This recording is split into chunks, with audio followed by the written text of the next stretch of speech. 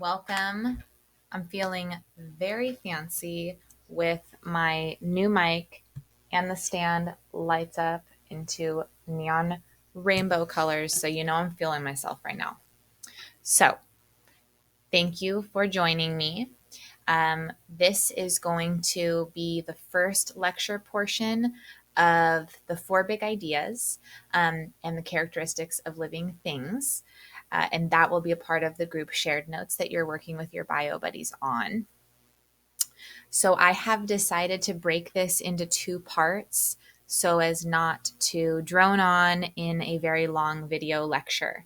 So I'm going to be doing a sort of at a glance for all four of the big ideas, but then I'm really going to just only go deeply into two today. And then I will record another video to do your other two. So more, I think I might have said this to you guys before in person, that you don't eat an elephant in one sitting, one bite at a time. And so I don't want to overload you here at the top. So, biology is the study of life. We know this, but we might need a quick refresh on the characteristics of living things.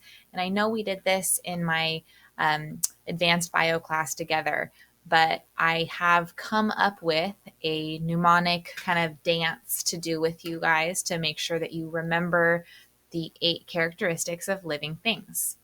So I'm going to teach you the little dance. And as I go through, I really recommend 2 things.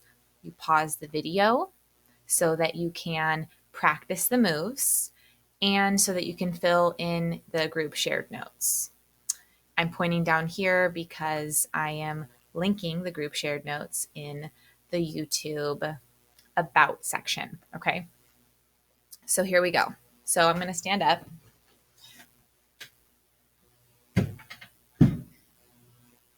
Okay. So the first move, living things are organized. I'm doing this because this is like organizing folder files. Living things are organized, made of cells.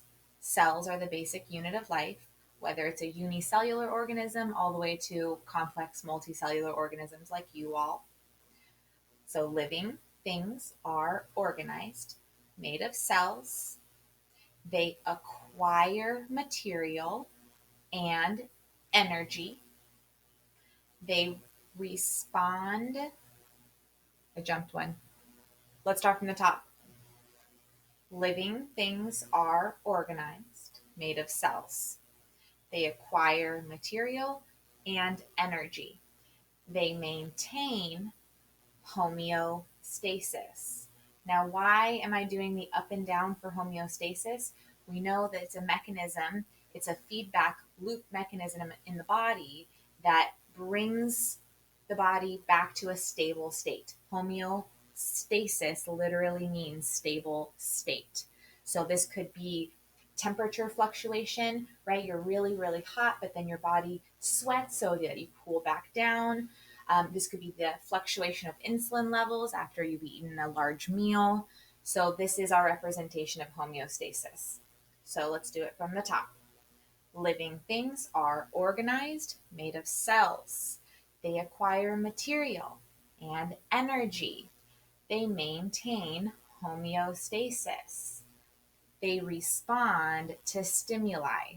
So stimuli could be an organism responding to light, maybe moving towards or away from light, an organism responding to food.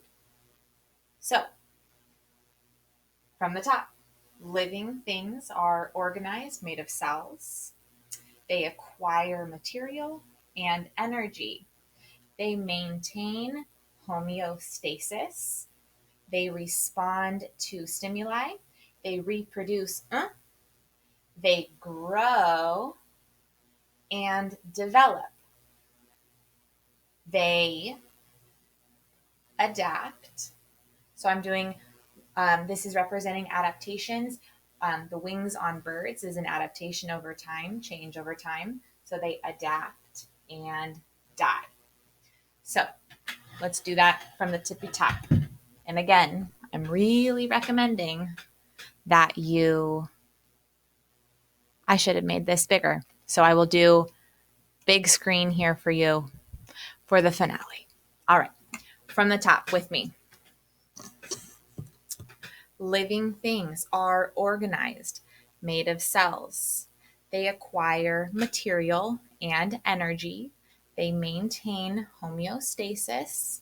They respond to stimuli. They reproduce. They grow and develop. They adapt and die. So I really want you to practice that, because knowing and returning to the characteristics of life, I mean, that will be a fundamental theme that will run through the coursework. So let's talk about the other themes that will run through our coursework.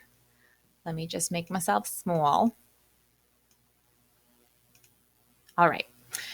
So the AP curriculum is framed around 4 big ideas. So in a given unit, a subtopic might relate to 1 or 2 big ideas. It might, throughout the course of a unit, we can relate the themes back to 2 big ideas, all 4 big ideas. And I'm going to be really explicit about calling out when we have hit a big idea in this course.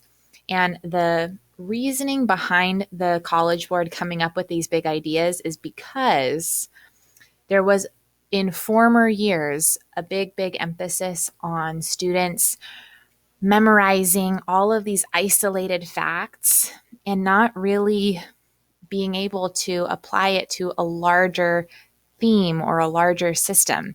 And biology is an absolute study of interconnectedness. So we're going to break down the 4 big ideas. But in general, the first big idea is on the topic of evolution. The second big idea is all about cellular energetics. The third big idea is all about how living things transmit and respond to information, and how, in doing so, those are components and key components to the continuation of life. And then finally, the fourth big idea is about how biological systems interact.